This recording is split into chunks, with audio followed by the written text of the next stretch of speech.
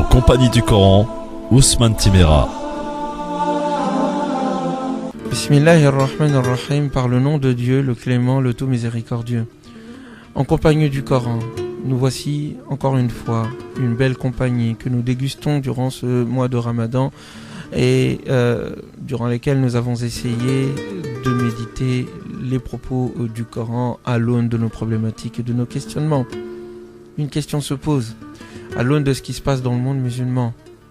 La division qui étreigne la société et la communauté musulmane à travers le monde est-elle coranique?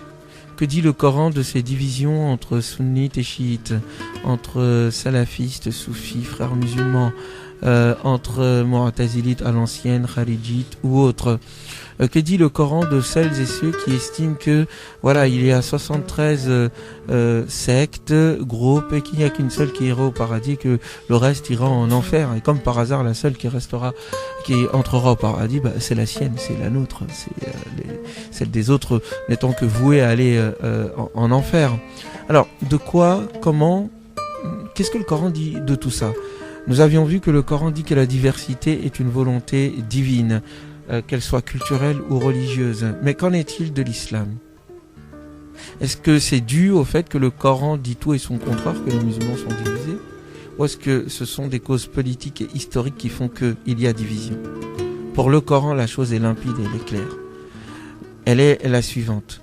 وَمَا تَفَرَّقَ الَّذِينَ أُوتُوا الْكِتَابَ إِلَّا مِنْ بَعْدِ مَا جَاءَتْهُمُ الْبَيِّنَةُ وَمَا أُمِرُوا إِلَّا لِيَعْبُدُوا اللَّهَ مُخْلِصِينَ لَهُ الدِّينَ وَيُقِيمُوا الصَّلَاةَ وَيُؤْتُوا الزَّكَاةَ وَذَلِكَ دِينُ الْقَيِّمَةِ. Donc il dit clairement que les gens du livre qui auparavant se sont divisés, que nous avons nous-mêmes imité, eh bien ils ne se sont divisés qu'après que le livre, après que la clarté, après que les preuves évidentes leur soient parvenues. Nous-mêmes aussi, nous nous sommes divisés après que le Coran nous soit venu. Mais qu'est-ce qui leur a été ordonné? Et qu'est-ce qui nous a été ordonné? Est-ce que la division est due à ce qui a été ordonné par Dieu? Non, il ne leur a été ordonné que trois choses. Trois choses seulement. De n'adorer que Dieu exclusivement, en lui vouant un culte sincère. D'accomplir la prière, de l'édifier et de donner la zakat aux pauvres. Voilà ce qui a été ordonné. Et c'est cela même qui est la religion la plus droite, la plus belle.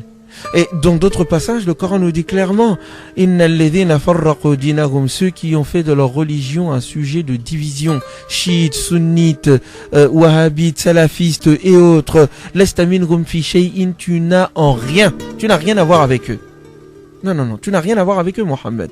Ceux qui se divisent, wakanu shi'a, et qui sont devenus des groupes à part, tu n'as rien à voir avec eux. Que ce soit les gens du livre, juifs et chrétiens, que ce soit ta propre population, ton propre peuple, ta propre communauté spirituelle, Mohammed, tu n'as rien à voir avec eux.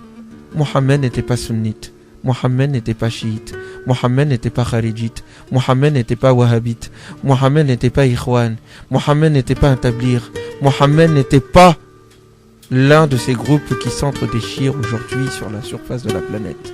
Les musulmans, en se recroquevillant sur les groupes particuliers issus de conflits historiques, vont à l'encontre du message du Coran, qui dit que celui qui croit en Dieu, qui croit au jugement dernier, qui fait de bonnes œuvres, voilà celui qui est islam, voilà celui qui est avec Dieu, qu'il soit juif, chrétien ou musulman, sunnite, chiite ou autre. Ceux qui ont la foi ne s'entretuent pas.